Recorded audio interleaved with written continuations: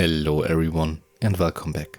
Thanks for watching. Before we jump in, let's do a quick rule recap just to keep the challenge clear in mind. I'm bound to one zone until I collect a set amount of gold. Items can only come from questing or looting, and I can sell at the auction house but not buy from there. Once I will reach my gold threshold, I unlock the next neighboring zone. In retail, this is tied to WoW tokens, but since we're in Classic, our Goldbound total is set to 100 for Auberdine. Now, as already teased in the last episode, our adventure begins with a change of scenery. It was finally time to leave Teldrassil behind and make my way through the portal to Auberdine. Technically, I could have gone here earlier, but that portal always felt like more than just a doorway, more like a passage into an entirely new chapter. And in truth, I hadn't missed out on much by waiting. Maybe the fish cooking recipe, since sliverskin mackerel is quite handy to level up cooking at early levels, but it is also available in Ironforge, so there's not really a reason for any Alliance player to buy it from the auction house at a higher price. And you have to keep in mind, even my spider kebab recipe hasn't sold yet. No big loss here, I guess. Off we went to Darkshore, and right away this place felt completely different compared to Teldrassil. What made Darkshore special to me was that it didn't follow a straight path to progression. You start in the hub of Auberdine, and from there you can head north or south. The further you go, the tougher the enemies become. Compared to other areas where you move more linear, like Ashenvale for example, Auberdine feels quite unique, but also a bit dragged out at times due to its design. Well, here we are. And of course, faced with countless quests, new farming opportunities, and special rare NPCs to hunt down, I went fishing.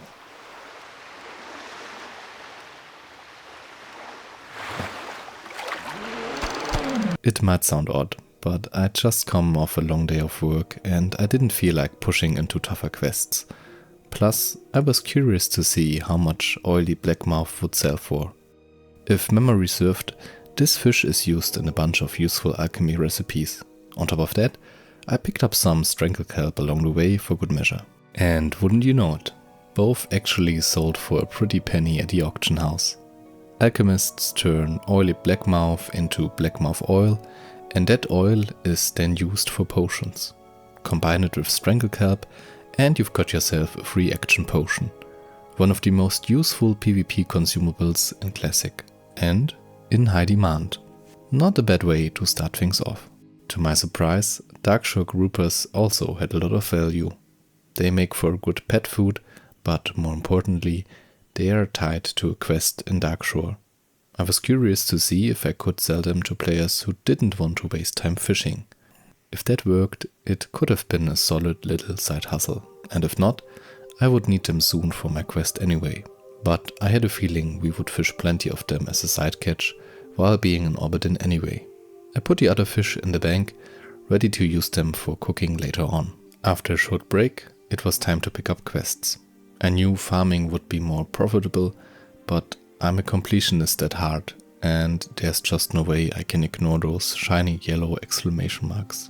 So I filled my quest log to the brim, picked up mining along the way, and got to work. While fighting some of the local crabs, I noticed they had a solid drop rate for clams, and by extension, clam meat.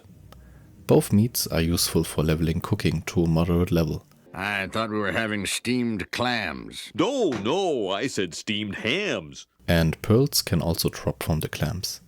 Unfortunately, I knew pearls were pretty worthless on the server's auction house, which made me assume the meat wouldn't be that valuable either.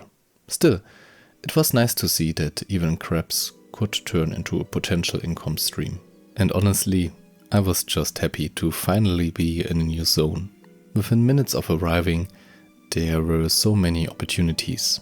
Rare spawns, useful ingredients, fresh herbs and ores.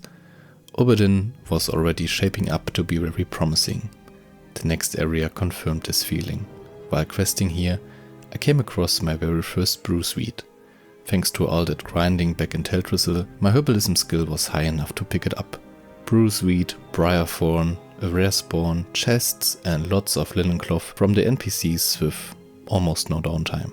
Just a few minutes in those ruins gave me a boost in confidence that the grind to 100 gold would be more enjoyable. I also encountered the rare NPC Lysilin.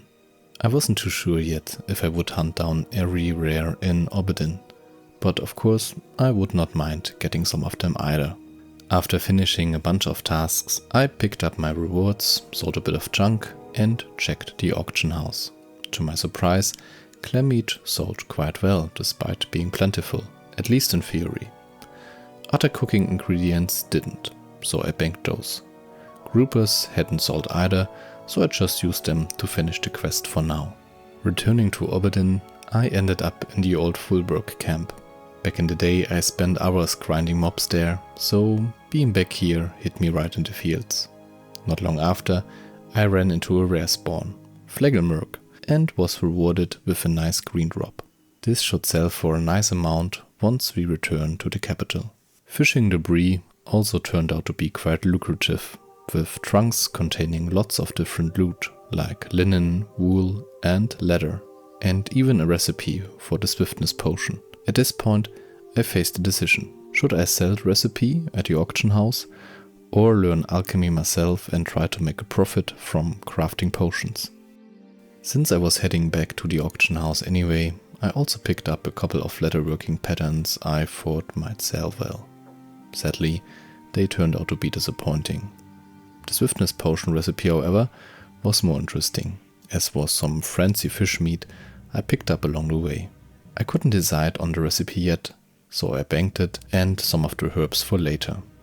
I had to consider ingredient prices and the fact that I would have to abandon mining, and this could be a huge profit maker. Learning new skills set me back a bit financially, but it had to be done. Then I went back to questing, mining, and of course, crab farming. Though, I have to admit, the drop rate of those fine chunks of crab meat seemed specifically designed to test my patience. On my way back, I encountered the Strider Clutch Mother, a rare spawn, but unfortunately I was out of arrows. The fight was tense, but I managed to scrape through. One could say it was a clutch fight. Oh, brother, this guy stinks! With my new spoils and bags completely full, I returned to Darkshore. At the auction house, I finally decided to list the swiftness potion recipe. Mining was already proving profitable enough, and switching to alchemy didn't seem worth it given the margins. Selling herbs directly just made more sense. For you watching, this might seem like a fast decision, but believe me, I took my sweet time studying the prices at the auction house. You have to consider, I don't include every farm and trip to Darkshore in this video. Back out farming again, I finally hit level 20. Aspect of the Cheetah unlocked, a true game changer. Faster travel, faster farming, and honestly, just a lot more fun. And then something unexpected happened.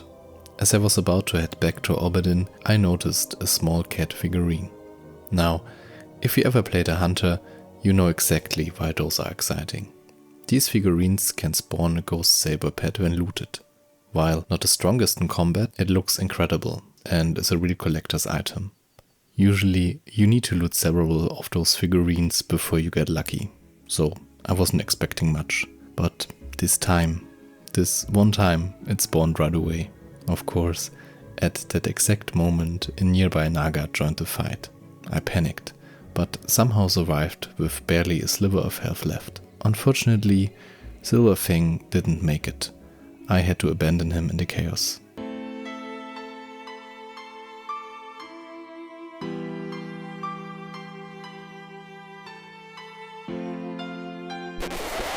But as the saying goes, the king is dead, long live the king. The ghost saber was mine.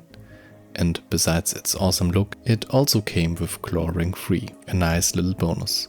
Back in Darkshore, I sold a few more items at the auction house. Coarse stone from tin veins turned out to be surprisingly lucrative, something to definitely keep in mind for later. I also trained a few new skills, and as I mentioned, aspect of the cheetah made the whole journey feel a lot smoother. Finally, I spent some time collecting cooking recipes and leveling the profession to a respectable point. I returned to Dolanar to get my recipe for Longshar mud snappers and easily obtainable eggs to bridge the gap to 50 skill points. Thanks to all the leftover fish and ingredients that did not sell, I had plenty to keep going higher. I logged out and was looking forward to the next day. After a week of farming, it was finally time to check the mailbox again and reap my rewards. Over time, I checked again and again to list the items that did not sell, only leaving us with the mail full of coins. So, what you see right now are the successful sales from my loot over the last 7 days.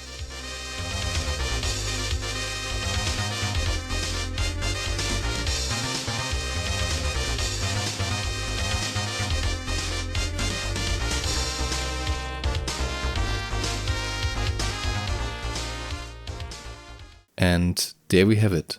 After 1 day and 6 hours of slash played, over 56 gold from fishing, herbs, ores, greens, and so on. I was pretty happy with the results, considering we used a good amount of time questing. If I would focus on farming, my efficiency should increase even further. So, that's it for our first episode in Auberdine. With the current progress, I'm curious if we reach our goal in the next episode already. What are your thoughts? Let me know in the comments. And one more question. Would I be allowed to buy the fishing book from the auction house? I'm currently capped at 150 and the only way to increase the skill cap to 225 is by reading the book. It is usually available at Booty Bay, but well, as you know, I can't get there right now. I'll let you decide on that one. As always, thank you so much for watching. I hope to see you in the next episode. Until then, take care. Bye.